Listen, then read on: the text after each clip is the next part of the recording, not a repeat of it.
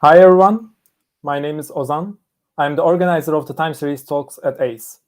ACE is a community of machine learning practitioners and researchers who have gathered around topics in AI research, engineering, and products.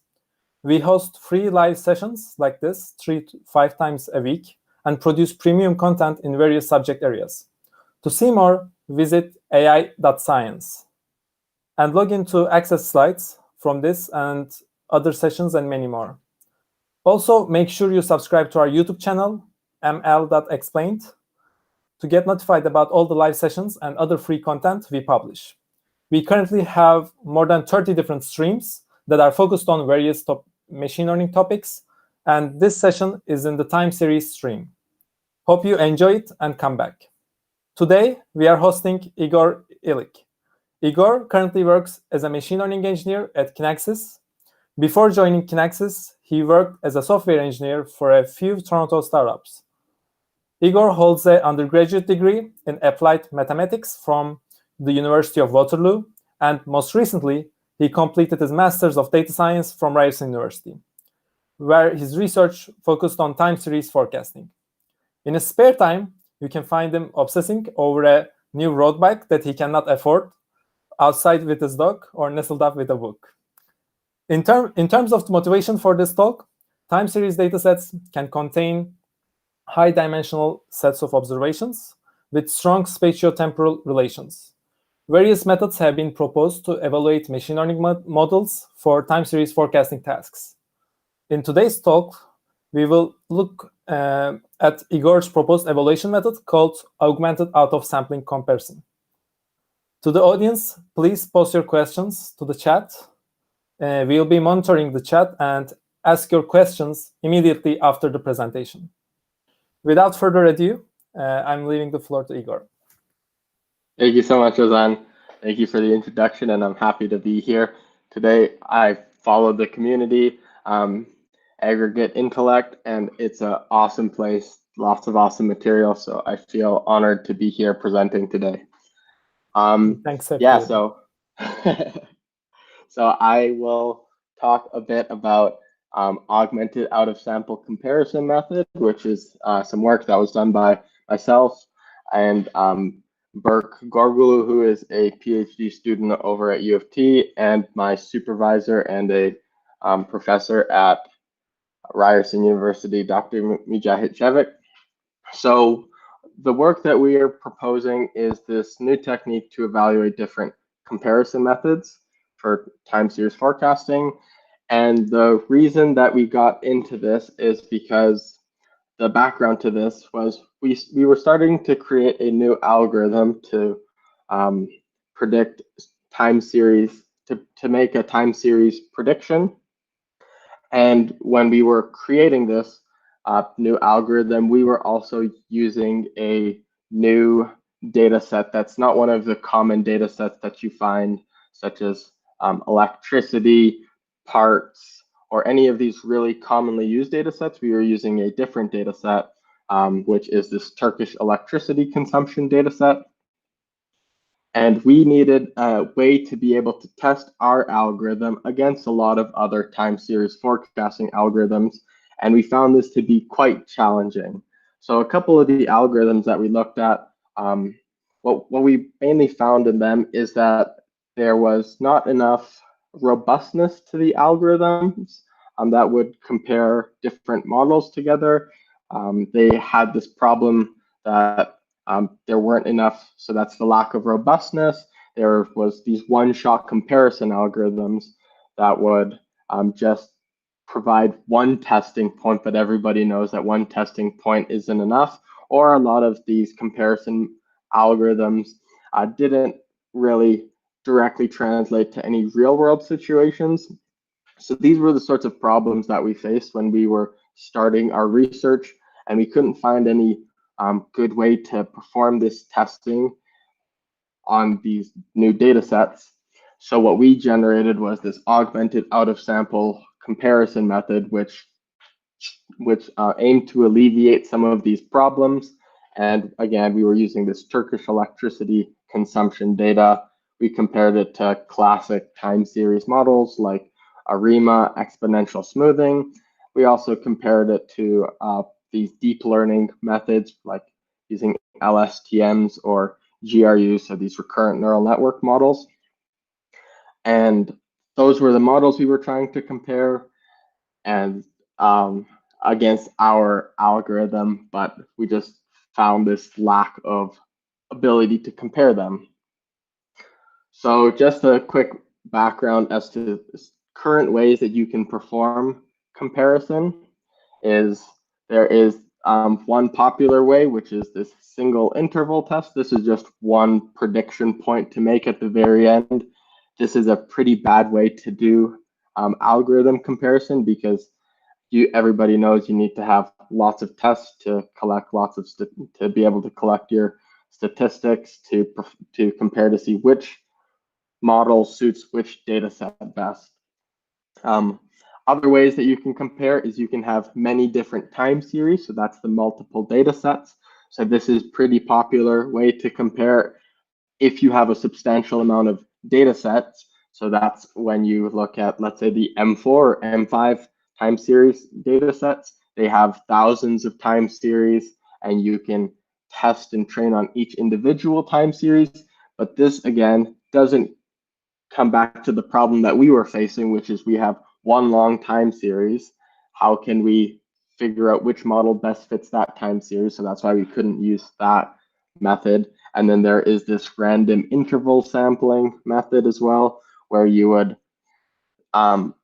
select different pieces within the time series to test and use those as your testing points. But this had problems with some classical methods, which really required you to have the training data set before your testing data set.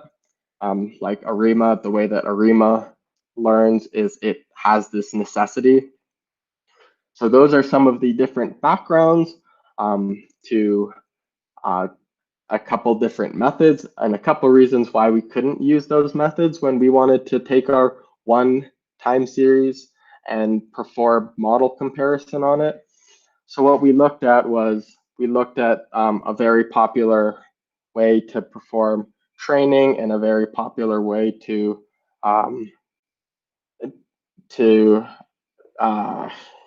perform training, and that's this augmented training method. So, and this rolling sample, rolling horizons method. So this is the most common approach to doing hyperparameter tuning, to doing model comparison. And the way that this works is you pretty much continuously keep pushing your test, your cross-validation set further. And the reason that you have to do this is because of this, is because of the temporal nature to time series, that you always want to have your training data set before your test data set, because that's how you're going to actually have some real world predictions. So we took this idea and we created augmented out of sample comparison method with it, where instead of retraining the entire time series on every individual test, what we decided to do was we said we can take a quick shortcut with this if we're clever with how we use the test data set and how we perform our retraining, that we don't want to fully retrain the entire time series, but we just want to perform an update step.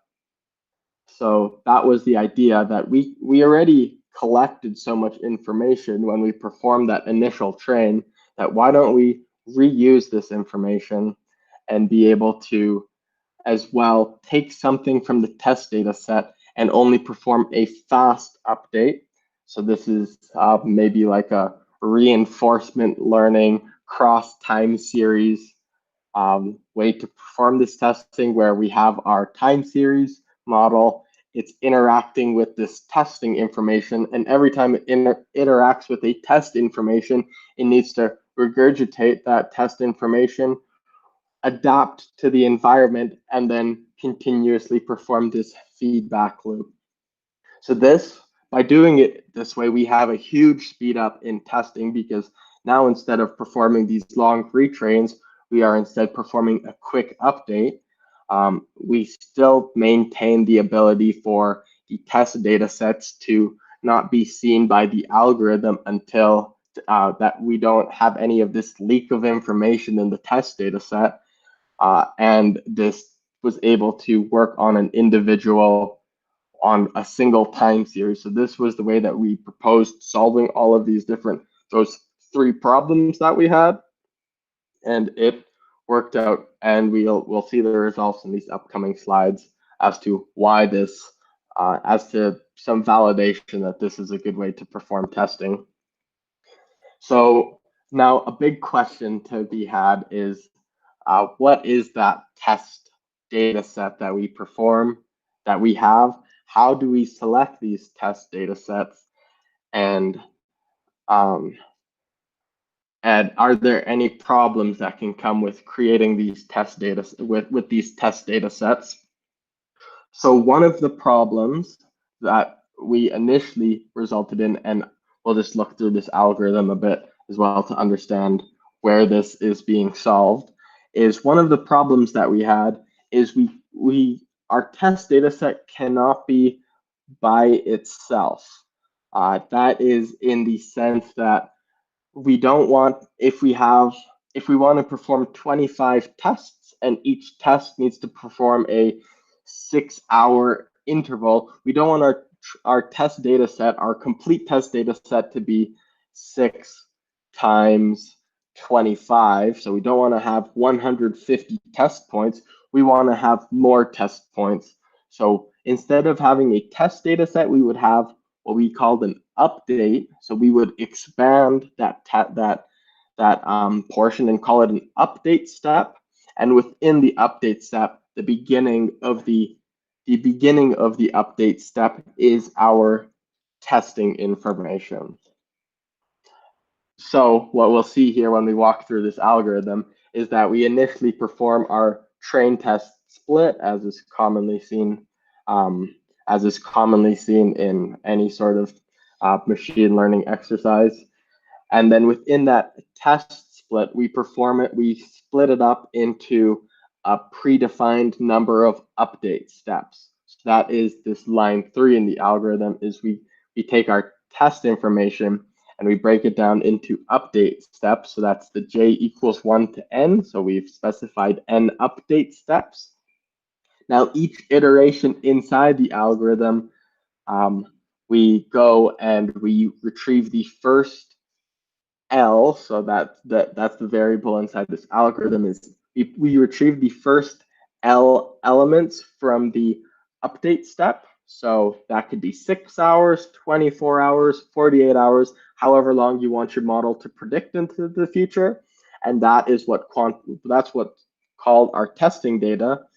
We perform the test on that data, and that's, again, just a simple forecast. And we compare the test results versus what the actual results are, but then we perform the update on the entire set, not that small L portion, but on a more larger portion. So now we can see that this model, what this solves in having this update step be larger than the test set, is if there is time series that have some sort of a seasonal component to it or has some sort of repetition to it, we aren't going to continuously keep testing the same portion of the data set. We can test different portions in the seasonality in order to capture the full picture of the entire time series. So we would select our update step to be inside the paper. If we look closely into the paper, we specify that the update step, the length of the update step, and the time series, the greatest common denominator between them needs to be 1, and that will have this sort of effect that the update step and the testing set never align until the very end. So it tests all different points in the training.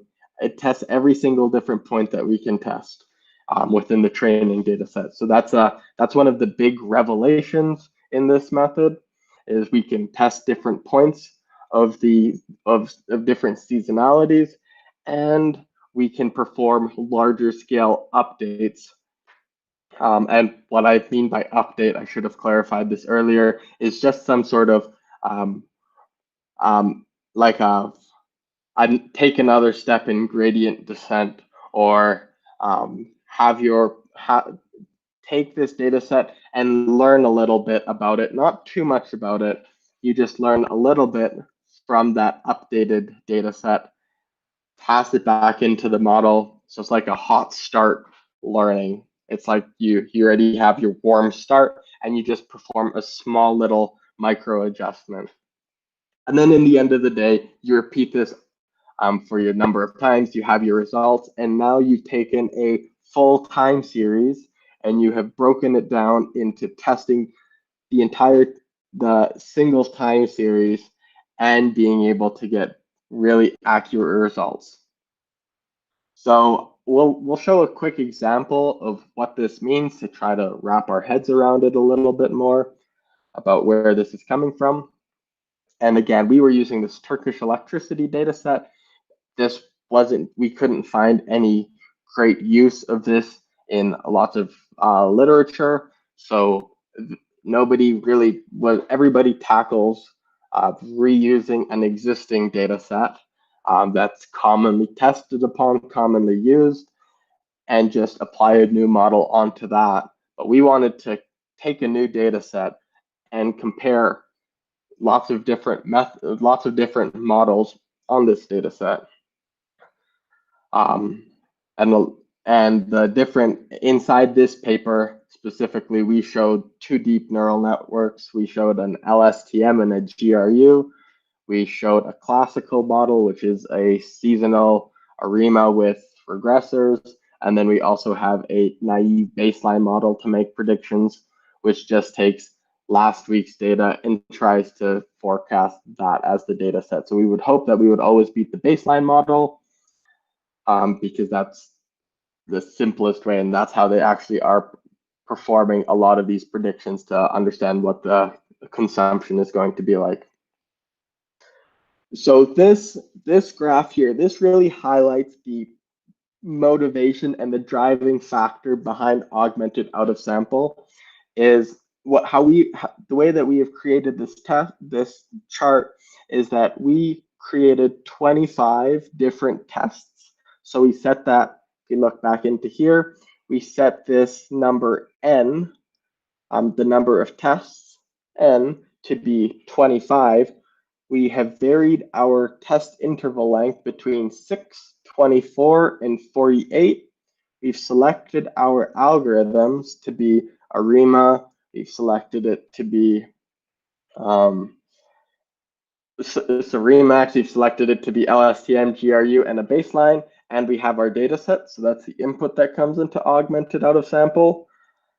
And now what we see here is each of the tests performed differently at different, the x-axis is a subtest.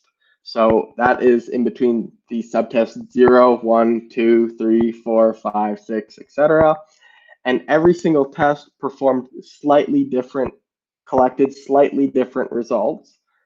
So it wasn't, so if we had selected if our lucky one-shot comparison had selected, let's say, this test number 12 in this first graph, 6-hour MAPE by subtest number, we would have actually seen the results that LSTM is the best model, then GRU is the second best, then the baseline outperforms Remax, but that isn't the case because the baseline has these really poor performing tests, those two big spikes that it just couldn't capture. And overall, we see that the way that these tests are structured, the way that these models, after collapsing this graph and just collecting the average value along the x-axis, so that's our aggregation of all of our individual subtests, that's when we can see that GRU and LSTM outperform Remax, which outperforms the baseline method. And then you can also specify you can see the customization that we have inside augmented out of sample comparison, where we can perform if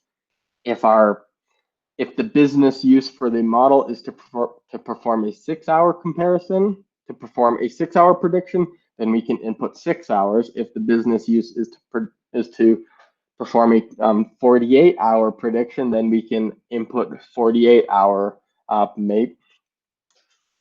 And again, this is just another way to look at that previous graph, that inside this graph, each of these individual points on the x-axis is a subtest. So if we look at one of those slices, or if we look at 4 of those slices in this case, we can see how these models are predicting. And we see, for example, in that top right example, that Cerimax had a really poor performance for predicting that one area, that one segment of our time series, but it performs well otherwise. So that would be unfair if we only compared Cerimax on that portion of the, if we only use that as our test data set. And so those are different snapshots. We can aggregate them all together and we can start to collect some statistics. So now that we've used augmented out of sample, now we have this clear bounds for, we've included 95% error bounds. So we now have a clear picture that the baseline model performs the worst in the 6-hour and 24-hour example. The Cerimax, LSTM, GRU perform better, and the deep learning methods perform the best. And we also start to see how much better they're performing. So LSTM and GRU, they have a fair amount of overlap other than the 24-hour prediction, versus the Cerimax. We can see that this is gradually getting worse as we get further, as we start predicting a further and further period. The reason that this happened was because selecting the order is a very difficult task to do on ARIMA models, and Cerimax models, to select your number of autoregressive terms, your number of moving average terms, and the seasonal versions of those. So if those are poorly selected, which is likely happening in this case, we see that this gradually keeps getting worse and worse. So now we can see clearly that we have these deep learning methods are outperforming the classical methods, which outperforms the baseline method. And that's the sort of revelation that we get. And it gets harder to predict as you have to make a further and further prediction, which makes sense. So to summarize this entire approach, is we found this problem that if we have a single time series, it's pretty difficult to compare numerous different models on it, especially if it's not a commonly evaluated model. And if you lack computational resources, it can also be quite expensive to perform this, to perform these comparisons. So by using augmented out of sample, we can get over this barrier, which is the resource barrier, by performing update steps. We are still testing in a very realistic manner, and we collect these these great statistics, which really helps show how different models compare to each other and give you confidence that you've selected the best model. And that is everything. Thank you for listening to the presentation.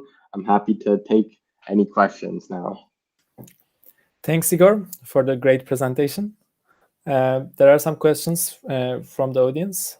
So first, what are some real world or industry applications for time series forecast? So how we can apply this in research and practical applications? Does it make sense to use both of them? Does it make sense to use this approach for evaluating algorithms in both research or practical applications?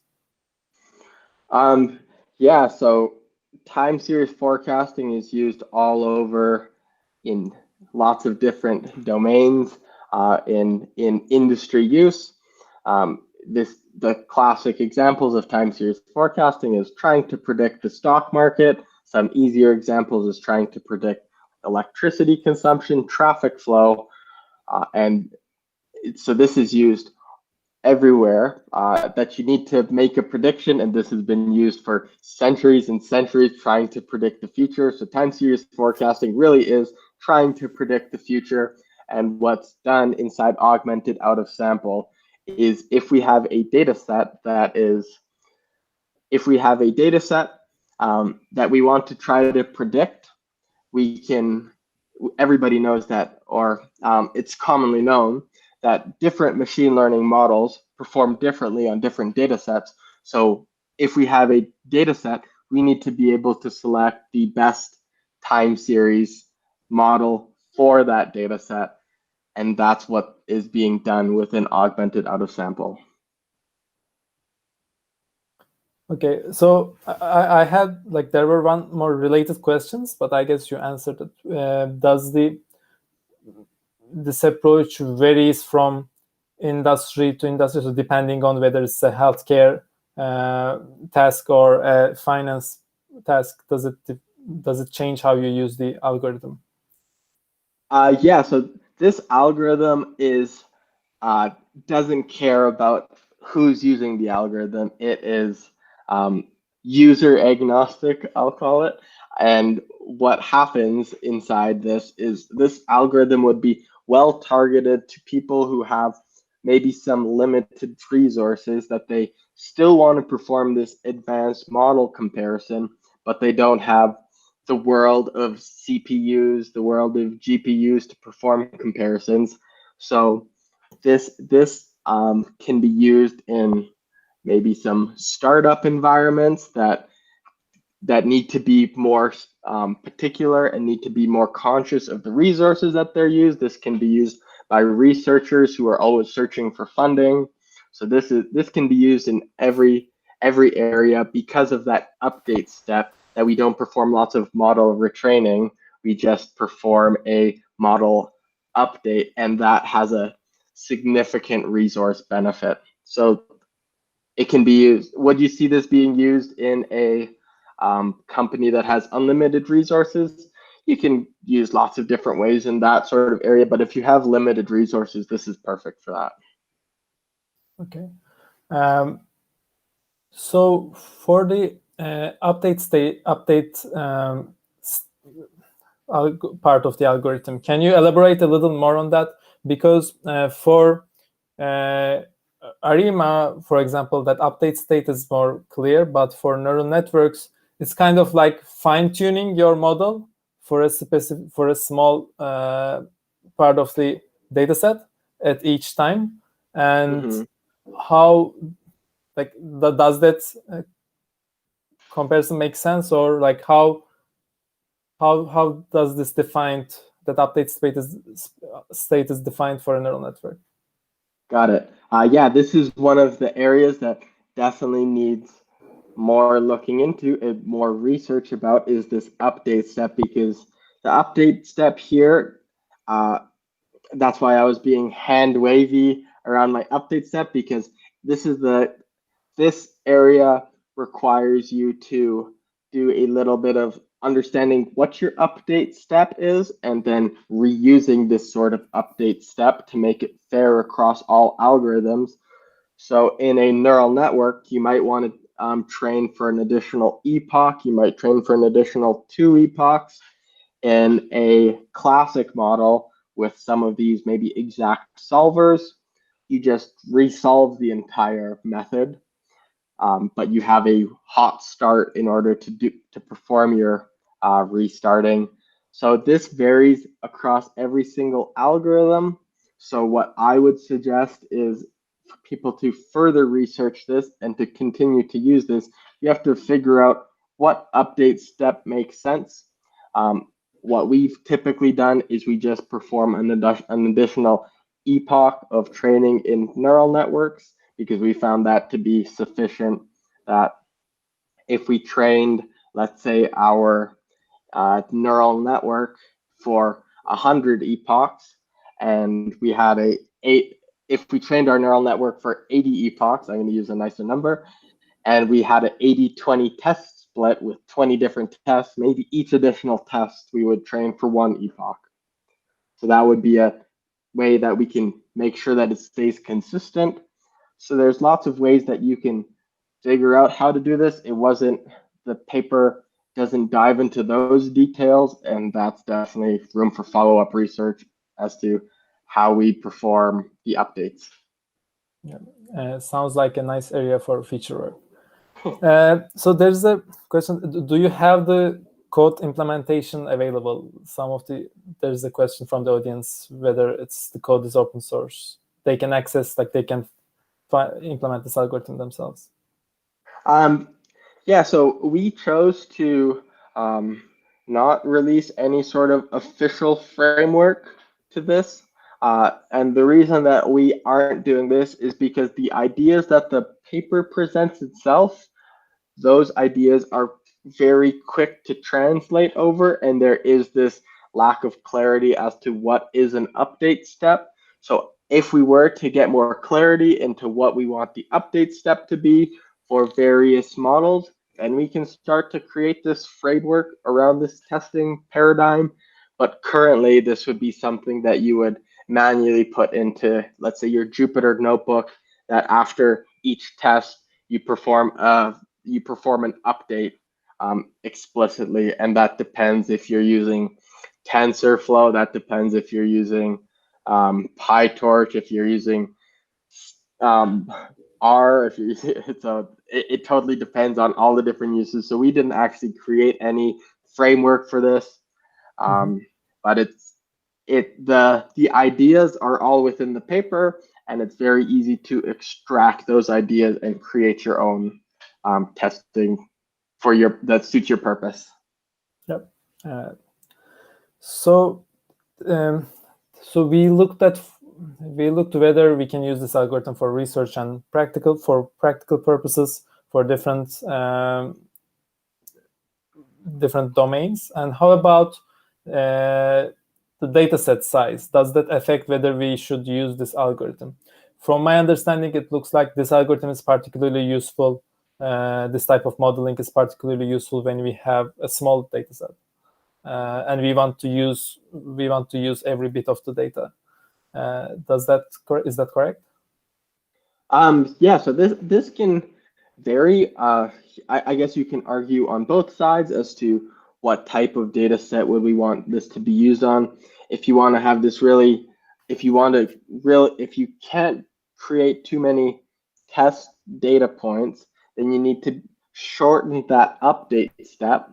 So let's say you have a testing set that is 14 points, and maybe you make your update step 15 points. So there's that additional piece of information that isn't being tested. You can be really careful about your data set, and you can still perform those updates, select and test different parts of the time series. But in this example that we've done here for the Turkish electricity data set, this was actually a larger data set that consisted of 27,000 points. So it had a lot of points, and now what we've done instead is we've taken our update step and we've just made this sufficiently large, where that training point is still 6 hours, 24 hours, 48 hours, but now we're updating, let's say, over 700 hours. So this is quite flexible in its use, that it can be used for both short and long data sets. It's useful in both cases because we still test different areas of the time series data set. We still perform the update, so I would say it has its use in both situations. Okay, great. So I think these are all. Okay. There's one last question. Are you a PyTorch guy or a TensorFlow guy? I'm a PyTorch guy or a TensorFlow guy. Maybe I would say TensorFlow has had its problems in the past. They have fixed their problems as they have gone up to these modern to TensorFlow v2. PyTorch has always been a pretty awesome framework. So depends on what I'm doing. If I have to implement something myself, maybe I'll go PyTorch out of the start. But if TensorFlow has a lot of really great resources too. I guess that's a hand wavy saying maybe I'll lean a little bit more towards PyTorch. Okay. These were all the questions. Before we end this session, do you have any last thoughts that you want to share with us? No, I just want to say thank you to everybody who came out to watch. Thank you for all of the wonderful questions. I hope that you learned something through this presentation. And yeah, if you ever need anything, you can reach out to me. If you have further questions that didn't come to you immediately, you can reach out on LinkedIn. That's probably the easiest way. Everybody knows my name and they can send me a message on LinkedIn, and I'm happy to answer any follow-up questions. All right. Thanks, Igor, for your great presentation. And thanks to everyone that participated to our session through chat. If you would like to see more content like this or access the presentation files, please visit our website, ai.science. Also, make sure to subscribe our YouTube channel, ML Papers Explained, to access all the other talks we publish. This concludes our event today, and thank you for being with us. Thank you so much.